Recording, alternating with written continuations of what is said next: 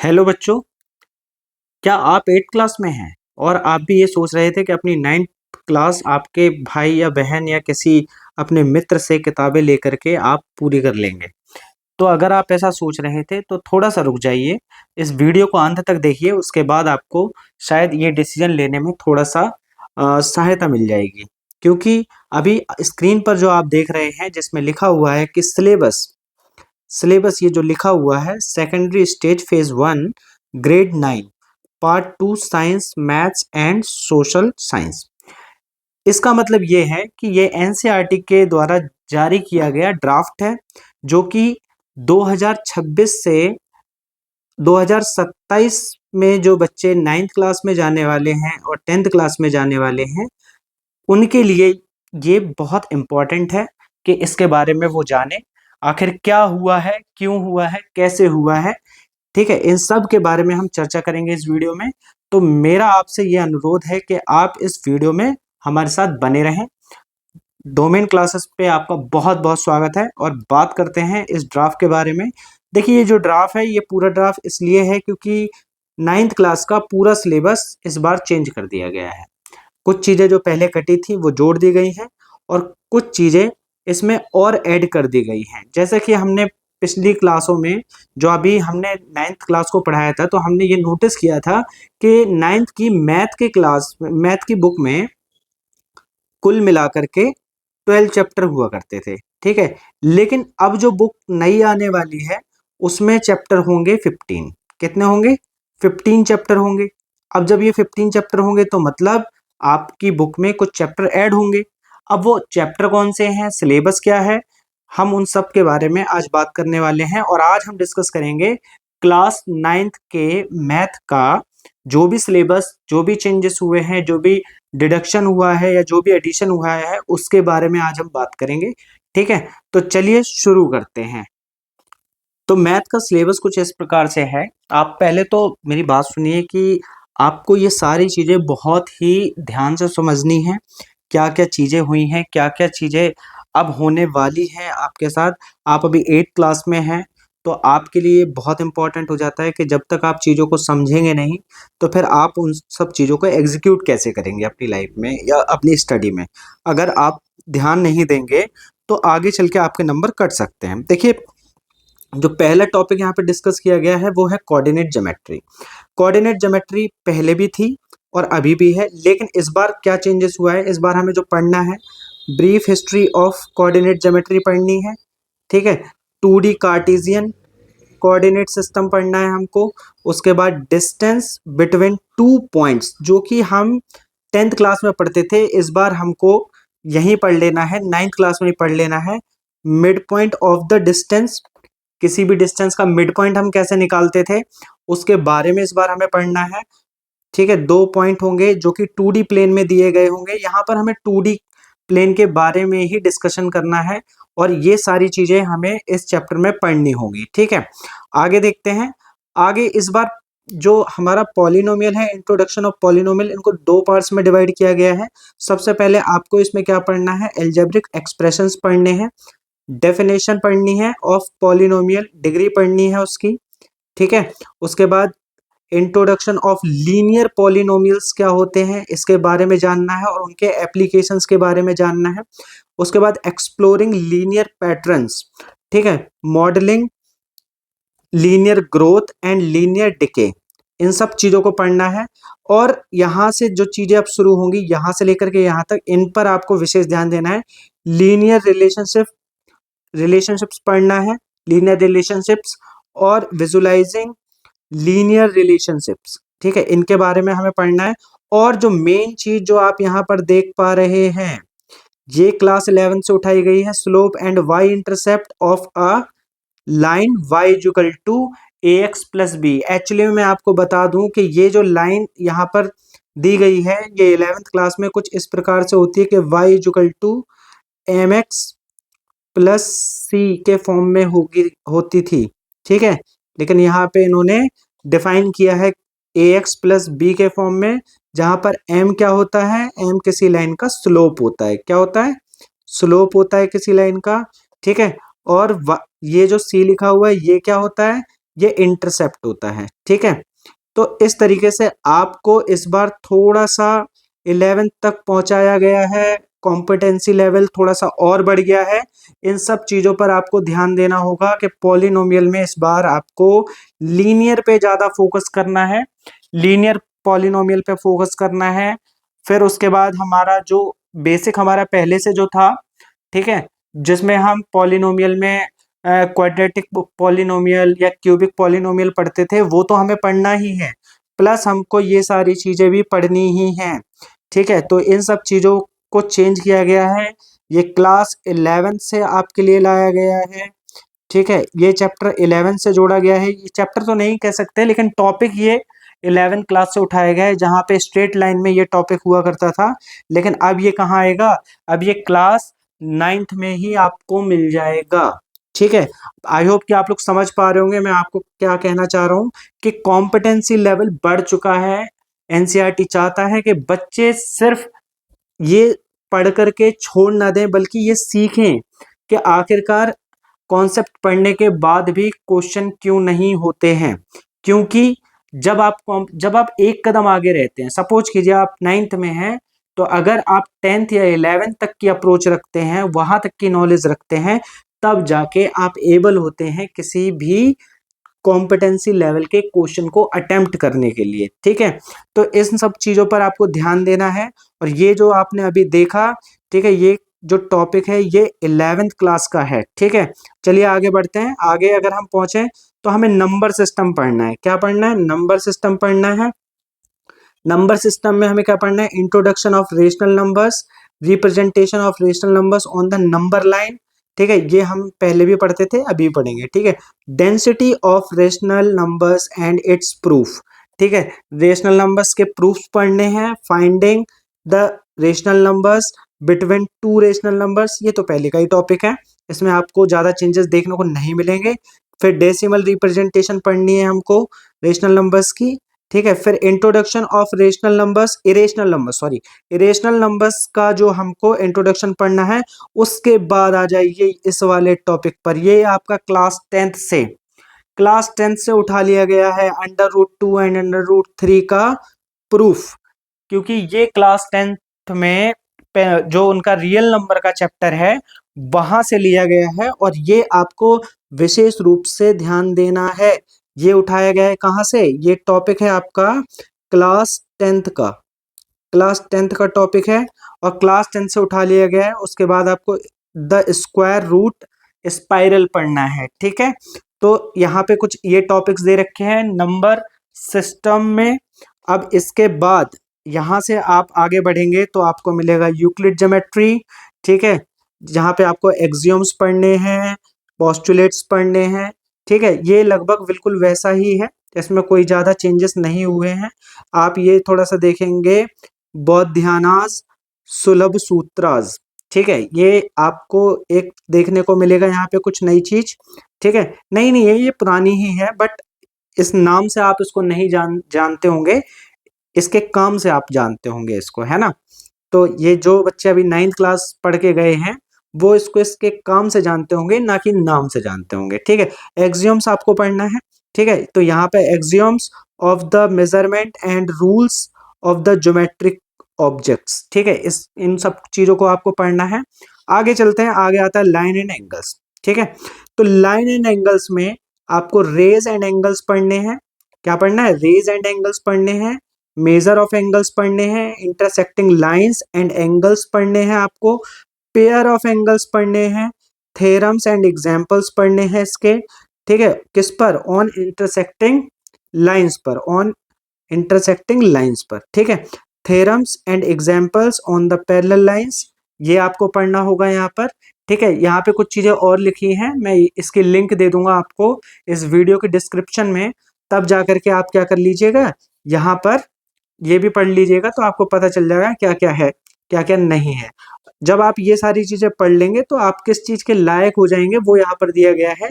जैसे मैं एक पढ़ के बता देता हूँ आपको। Explain the notation of an angle, ठीक है, एंगल के नोटेशन करने में आप क्या हो जाएंगे? सक्षम हो जाएंगे।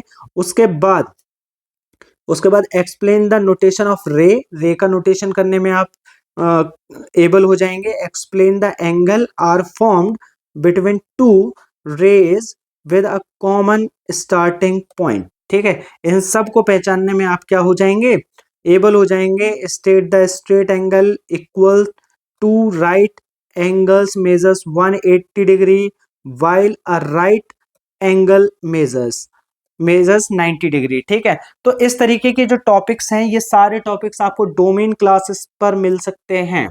आप अगर हमसे जुड़ते हैं तो ये सारे टॉपिक्स हम वैसे भी अपने ऑफलाइन सेंटर पे पढ़ाते हैं, लेकिन अभी जल्द ही मैं इस पे शुरू करूंगा डोमेन क्लासेस पर। ये सारे टॉपिक्स आपको न्यू सिलेबस के अकॉर्डिंग मिल जाएंगे। ठीक है ना, तो आप अब ये वीडियो अगर आपको अच्छी लगती है तो आप इस वीडियो को अपने दोस्तों के साथ शेयर कीजिए। ठीक है, आप खुद इससे जुड़िए, आपको जब फायदा हो तो शेयर कीजिए। वीडियो अगर अच्छी लग रही हो, इन्फॉर्मेशन आपको अच्छी लग रही हो ये वाली, तो आप इसको लाइक कीजिए, सब्सक्राइब कीजिए, हमारे चैनल को हमें सपोर्ट कीजिए। ठीक है, आगे बढ़ते हैं। आगे क्या है, आगे देखिए sequence and series, sequence and progressions. भाई साहब मतलब लिटरली इस बार क्या किया गया है, एनसीईआरटी की तरफ से खेला कर दिया गया है, एकदम खेल गया है एनसीईआरटी। एनसीईआरटी नहीं चाहता, सीबीएसई नहीं चाहता कि हमारे बच्चे कहीं से भी कमजोर रहें, तो लगभग पैटर्न इन्होंने आईसीएसई बोर्ड के तरीके से बनाने की कोशिश की है। आप देखिए ये जो चैप्टर आप यहाँ पे देख पा रहे हैं, ये चैप्टर जो है ये भी 11th क्लास से उठाया गया है। इसका कुछ पार्ट हम 10th में पढ़ते हैं और कुछ पार्ट हम 11th में पढ़ते हैं। तो इस तरीके से ये पूरा हमारा क्या होता है, तब जाकर के ये सीक्वेंस एंड प्रोग्रेशंस बनता है। इसमें देखिए इसमें क्या क्या आपको मिलने वाला है। सबसे पहले इंट्रोडक्शन मिलेगा सीक्वेंस का, क्या होता है सीक्वेंस, फिर splits of general rule of a sequence. ठीक है, जनरल रूल जो होंगे वो मिलेंगे आपको। उसके बाद recursive rule of a sequence, sequence के रिकर्सिव रूल। फिर उसके बाद आप आ जाइए अर्थमेटिक प्रोग्रेशन।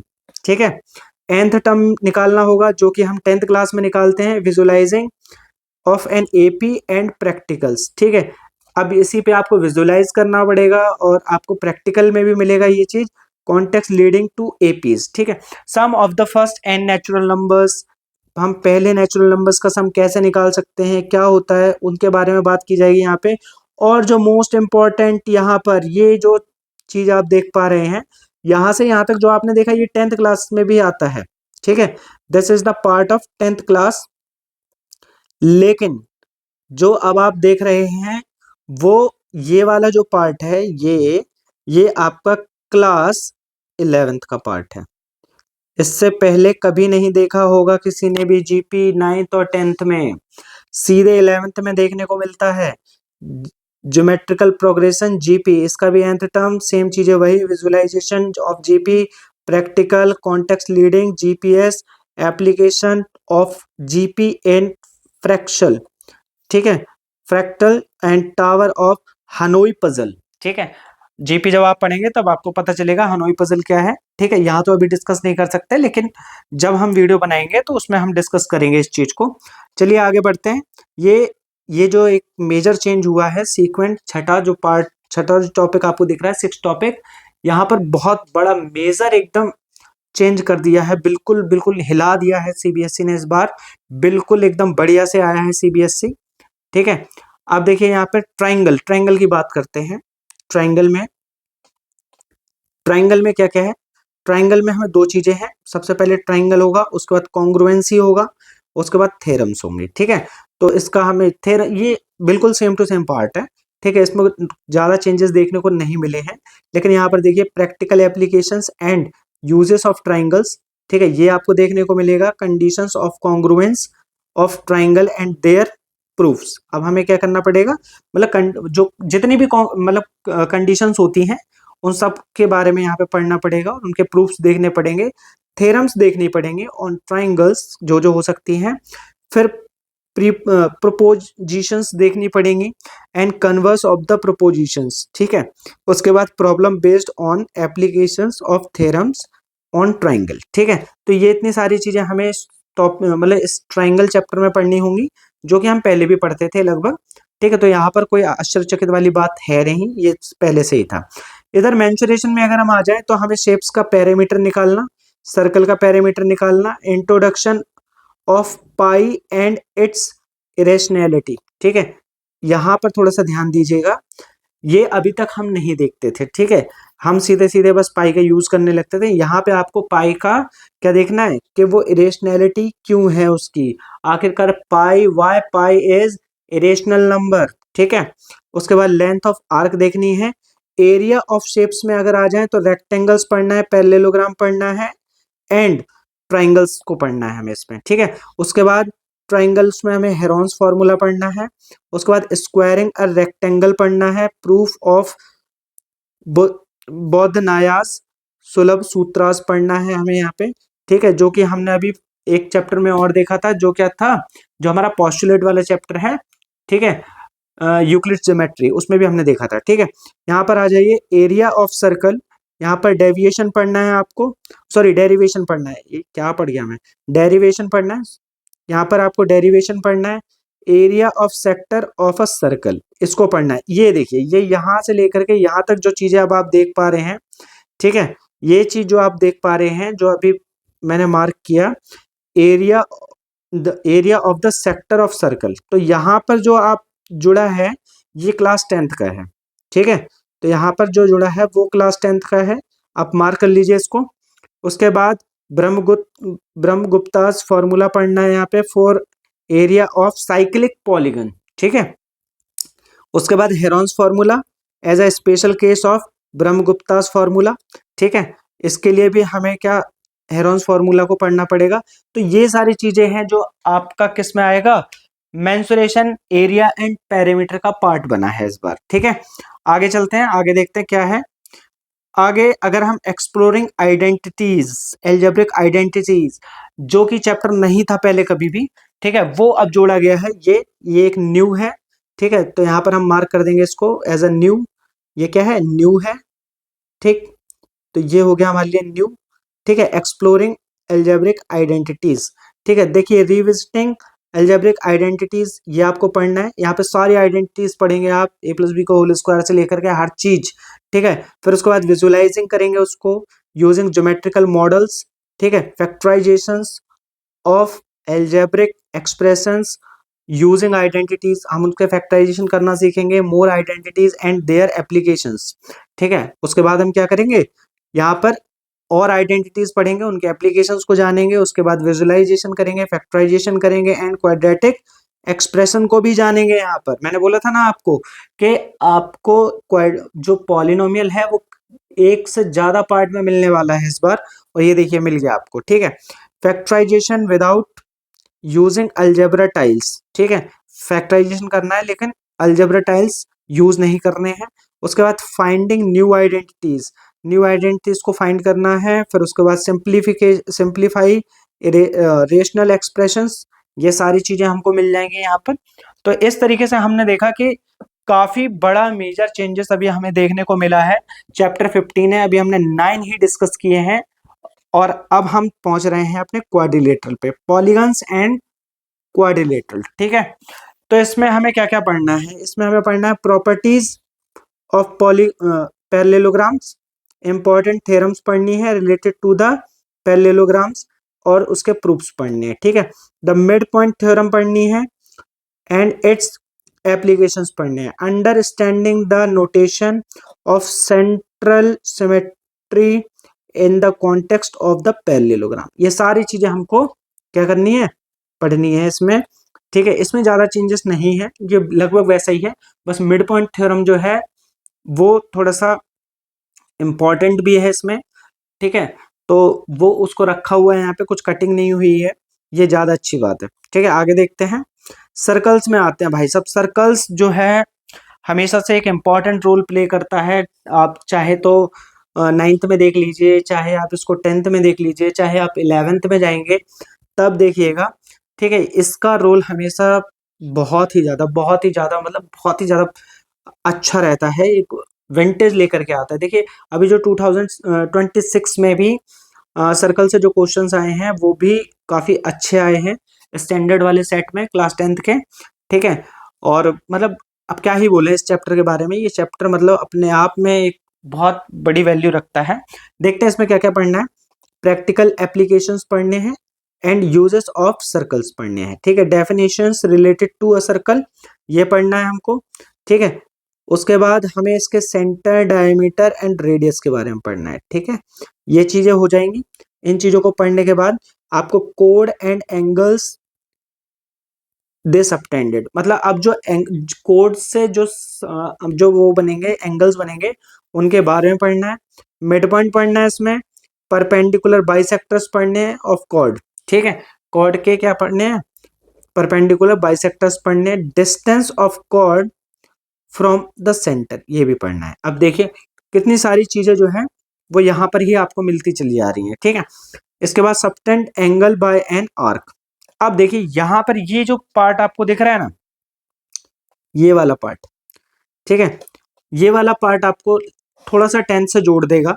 ठीक है, उसके बाद साइक्लिक पॉइंट्स जो हैं वो पढ़ने हैं आपको। तो देखिए यहाँ पे बहुत बढ़िया सिलेबस बना के दिया है इस बार, मजा आ जाएगा सच में पढ़ाने में भी और पढ़ने में भी। जो बच्चे पढ़ने के इच्छुक हैं वो बहुत अच्छे से पढ़ेंगे, देखना उनको मतलब मजा आएगा इस बार 9th क्लास पढ़ने में, और जितना कि 10th क्लास को पढ़ने में आता था पहले।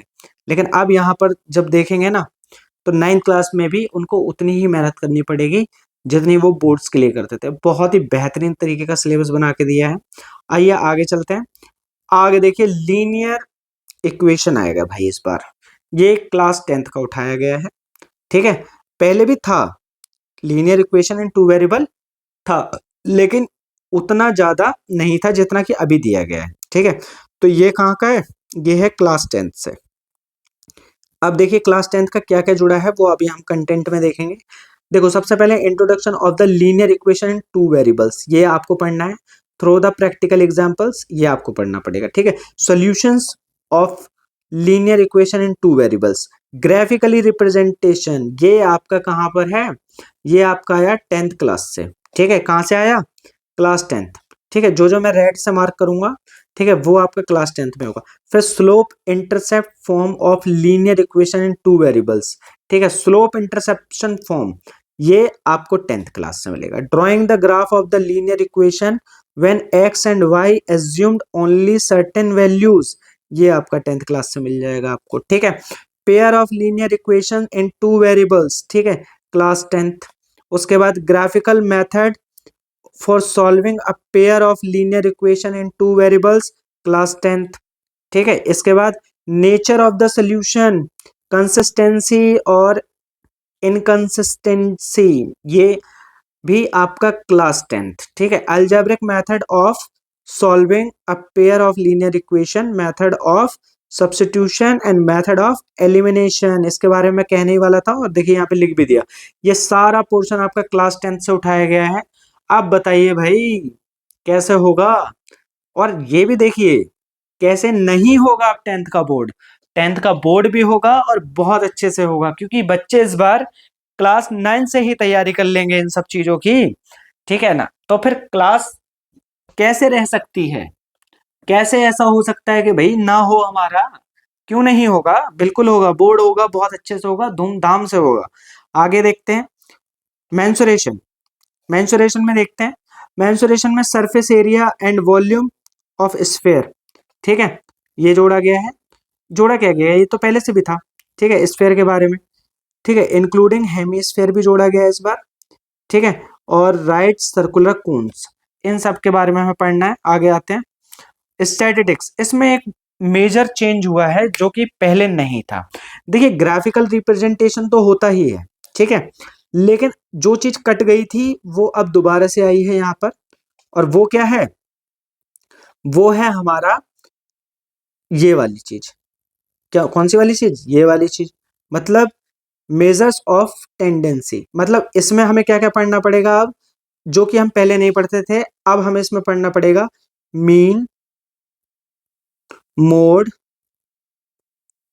एंड मीडियन, है ना, एंड मीडियन। ये अब हमको दोबारा से 9th क्लास में पढ़ना पड़ेगा। ठीक है, तो अभी ये कटा हुआ पोर्शन था क्योंकि ये आरएस में मिल जाता था या आरडी में मिल जाता था, लेकिन एनसीईआरटी में ये जो नई बुक थी उसमें नहीं था, क्योंकि उसमें सिर्फ ग्राफिकल रिप्रेजेंटेशन पाई चार्ट और ये सब दे रखा था, और थोड़ा बहुत उसमें मतलब मेन मोड का थोड़ा सा वो दे रखा था, मतलब इंट्रोडक्शन टाइप, लेकिन उतना नहीं था। ठीक है, अभी यहाँ पर जो लास्ट है वो है हमारा क्या, इंट्रोडक्शन ऑफ प्रोबेबिलिटी। अब देखिए, कॉन्सेप्ट ऑफ प्रोबेबिलिटी आपको पढ़ना है एंड रैंडमनेस पढ़नी है। आखिरकार क्या होता है रैंडम, मतलब जब हम रैंडम कोई भी मतलब इवेंट करते हैं तो क्या होता है।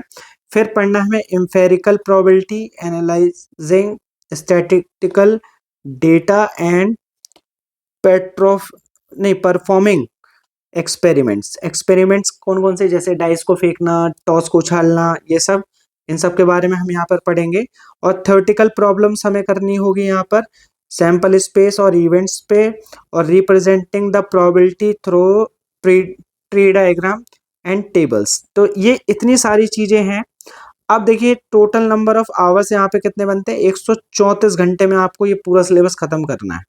ठीक है, इसके बाद थीम्स 1 to 8 में बी कवर्ड इन 74 आवर्स में। ठीक है, आपको 1 से लेकर के 8 तक का जो जो चैप्टर का सिलेबस है वो कितने 74 आवर्स में कंप्लीट करना है, और 9 to 15 लगभग 60 आवर्स में। तो देखिए, यहाँ पर सीबीएसई ने एक बहुत ही अच्छा मूव किया है, बहुत ही अच्छी तरीके से सीबीएसई ने पूरा सिलेबस इस बार सेट किया है बच्चों के लिए। कॉम्पिटेंसी लेवल एक हमेशा से एक टास्क रहा है, और उसके लिए इसके लिए बच्चों को तैयार करने के लिए देखिए सिलेबस ऐसा रखना ही था। ठीक है, क्योंकि जिस तरीके से अभी 2026 में हमने क्लास 10th का पेपर देखा, तो बेसिक और जो हमारा स्टैंडर्ड था उनके कंपैरिजन में कहीं ना कहीं बेसिक का पेपर ज़्यादा हार्ड बना दिया गया। ठीक है, और कई जगह बहुत ज़्यादा इजी बना दिया गया। ठीक है, तो इस चीज़ से बच्चों को काफ़ी प्रॉब्लम होती है, क्योंकि बच्चे उस तरीके से तैयार नहीं होते हैं एनसीईआरटी पढ़ करके कि वो कॉम्पिटेंसी लेवल को पा पाएं। ठीक है, या उनको क्रैक कर पाएं। तो इन सब चीज़ों में सीबीएसई को सोचना ही था। और देखिए, सबसे बड़ी गलती बच्चों की ये होती है कि वो ये सोचते हैं कि एनसीईआरटी की जो बुक है वही सब कुछ है। ठीक है, लेकिन ऐसा कुछ भी नहीं है। जब आप एनसीईआरटी पढ़ते हैं तो एनसीईआरटी के साथ साथ आपको एक सपोर्ट मटेरियल भी पढ़ना होता है। ठीक है, अब सपोर्ट मटेरियल क्या होता है एनसीईआरटी का, वो उसके बारे में बात करेंगे। तो वो उसको कहते हैं हम एग्जाम्पलर। क्या बोलते हैं, एग्जाम्पलर। तो एनसीईआरटी का जो पूरा मतलब होता है वो यही होता है कि भाई आप एनसीईआरटी पढ़ें प्लस एग्जाम्पलर पढ़ें। ठीक है, और देखिए, बच्चा जो है ना, जो बच्चे पढ़ने वाले हैं, ठीक है, वो एग्जाम्पलर भी पढ़ लेते हैं, एनसीईआरटी भी लगा लेते हैं, और वो आरएस या आरडी भी लगा लेते हैं। ठीक है, आरएस या आरडी भी लगा देते हैं। ठीक है, जो पढ़ने वाले होते हैं, और जो नहीं, जिनको नहीं करना है, आप कुछ भी करिए वो नहीं करेंगे। ठीक है, तो वो सिर्फ ब्लेम करेंगे कि पेपर ऐसा आ गया, पेपर वैसा आ गया। बट ट्रुथ ये है कि जो करने वाले होते हैं वो सब कुछ करते हैं। अच्छा, एक बात बताइए, क्या अगर इस बार का पेपर अगर हार्ड आया है तो क्या इस बार कोई टॉपर नहीं निकलेगा? बिल्कुल निकलेगा। देखना, अभी जब रिजल्ट आएगा तो कोई ना कोई बच्चा ऐसा जरूर होगा जिसके 500 आउट ऑफ 500 आएंगे, है ना। कोई ना कोई बच्चा जरूर आएगा ऐसा जिसका 500 आउट ऑफ 500 आएगा, या 600 आउट ऑफ 600 आएगा। ठीक है, या मान लीजिए बहुत कम होगा तो 499 हो जाएगा। अब ये बच्चे क्या अलग से पढ़े हैं क्या कहीं से, कि सीबीएसई ने इनको पहले से पेपर दे दिया? नहीं, ये बच्चे भी वहीं से पढ़े हैं, ये बच्चों ने भी उतनी ही मेहनत करी है। बट उन्होंने एक एक चीज ये की है, टाइम मैनेजमेंट किया है, बहुत सारे मॉक टेस्ट दिए होंगे। ठीक है, अलग अलग प्रकार की बुक्स पढ़ी होंगी, एग्जाम्पलर्स पढ़े होंगे, आरडी पढ़ी होगी। और बच्चे जो सबसे ज्यादा गलती करते हैं वो ये गलती करते हैं कि उनको लगता है कि उन्होंने अगर एक चैप्टर को एक बार पढ़ लिया तो उनका हो गया। बट ऐसा नहीं है, आपको बार बार रिवीजन करनी होगी, क्वेश्चंस की रिवीजन करनी होगी, और भी मतलब जो चैप्टर आप पढ़ चुके हो उसको लगातार आपको रिवीजन में रखना होता है, तभी जाके अंडरस्टैंडिंग बिल्ड हो पाती है। समझ रहे हैं? तो इस सिलेबस को देख करके लग रहा है कि अब जो आगे पढ़ाई होगी वो कई महीनों में बहुत अच्छी होने वाली है। ठीक है, तो देखते हैं जब बुक्स आती हैं और सेशन शुरू होता है हमें किस तरीके के चेंजेस मिलते हैं बुक्स में। ठीक है, तब तक के लिए आप हमसे जुड़े रहिए। आगे की अपडेट जो भी होगी इस चैनल पे आपको तुरंत के तुरंत दी जाएगी। ठीक है, तो हमारे चैनल को सब्सक्राइब कीजिए, लाइक कीजिए, शेयर कीजिए अपने दोस्तों के साथ। अब तब तक के लिए धन्यवाद। कल मैं आपको कुछ और अपडेट के साथ आपके साथ जुड़ूंगा। ठीक है, आप जुड़े रहिए। Thank you.